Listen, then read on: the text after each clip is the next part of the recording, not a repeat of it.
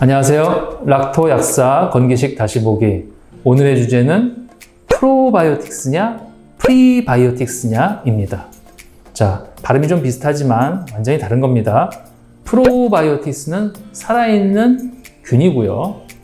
프리바이오틱스는 유산균의 먹이, 식이섬유 같은 것입니다.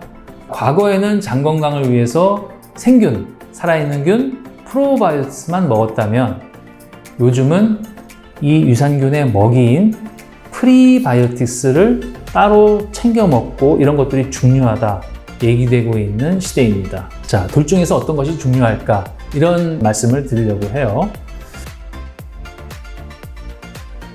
우리 인간의 장에는 장내 미생물이 몇 종류나 있을까요? 수백 종에서 수천 종이 있다고 합니다. 그리고 장내 미생물이 다양할수록, 그러니까 균 숫자 말고요.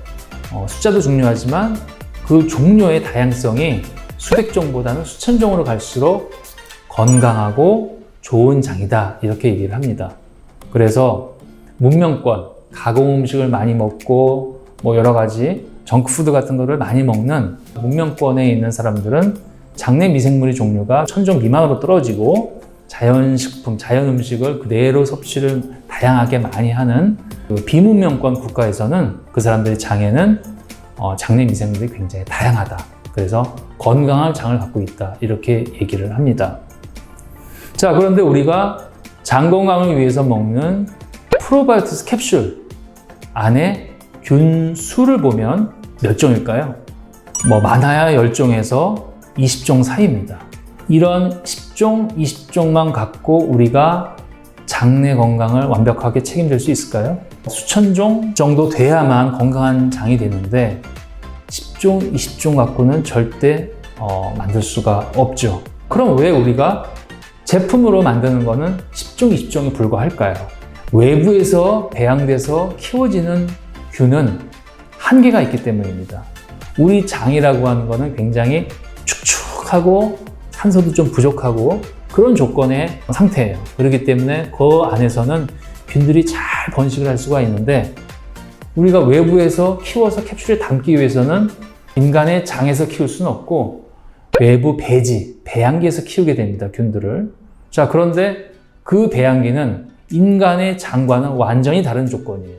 그래서 키워질 수 있는 유익균은 불과 10종에서 20종 사이에 불과한 것이죠. 자, 그런데 이게 과연 도움이 될까요? 나머지 수백 종, 수천 종의 균주는 어떻게 해야 될까요? 그래서 여기서 나오는 것이 바로 프리바이오틱스입니다. 사실 과거에는 따로 프리바이오틱스를 먹을 필요가 없었어요. 평소에 다양한 식물식을 많이 하고 있었기 때문에 다양한 식물을 먹게 되면 유산균의 먹이가 되고 그게 바로 프리바이오틱스였던 것이죠. 그런데 요즘 현대인들의 식단을 보면 식이섬유의 섭취량이 굉장히 줄고 있고요.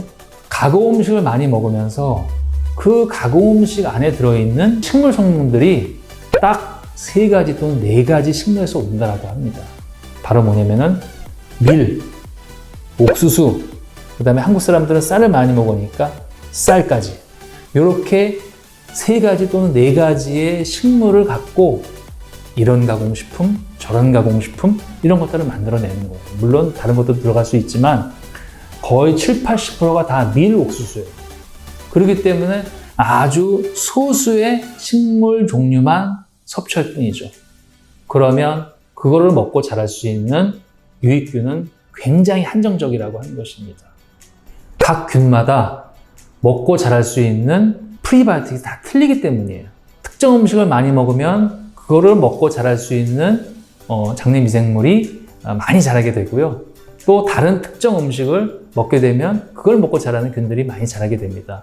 그래서 사람마다 다 취향이 틀리잖아요. 먹는 게 다 좋아하는 게 틀리기 때문에 사람의 장마다 다 균주는 다 틀립니다.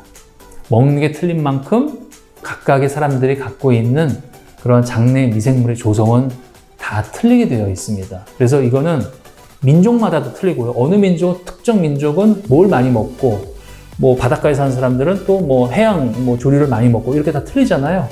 이런 민족마다 장내 미생물의 어떤 조성이 틀리고 그런 것들 때문에 성격도 달라지고 생각도 달라지고 이런 것까지도 많이 연구가 되고 있어요.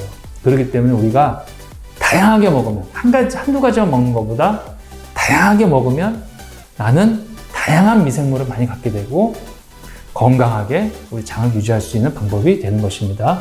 그래서 소수의 균을 잔뜩 많이 넣어주는 그런 방법보다는 장내 미생물의 다양성이 중요하다라고 과학자들이 얘기하고 있기 때문에 이러한 다양성을 위해서라면 프로바이오틱스보다는 프리바이오틱스가 더 중요하다고 볼 수가 있는 것이죠.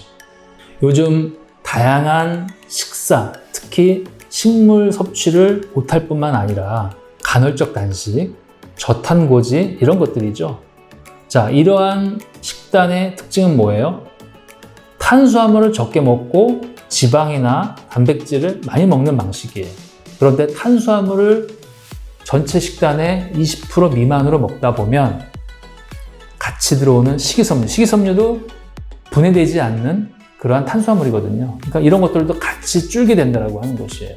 그래서 장내 미생물의 다양성이 훼손될 수 있다라고 하는 문제가 나오게 되는 것입니다. 지방 식사를 많이 먹는 게 건강에 좋다라고 얘기를 하지만 다양한 식이섬유라든가 프리바이오틱스는 반드시 꼭 챙겨서 먹어야 되는 중요한 포인트가 있습니다. 그래서 오늘은 프로바이오틱스도 중요하지만 장내 미생물의 다양성을 위해서 다양한 식물식 그리고 프리바이오틱스를 잘 챙겨 먹는 것이 중요하다고 하는 내용을 말씀을 드렸습니다. 장 건강 요즘 굉장히 중요한데 한 가지만 보지 마시고 전체를 생각하는 그러한 방법에 대해서 말씀을 드렸습니다.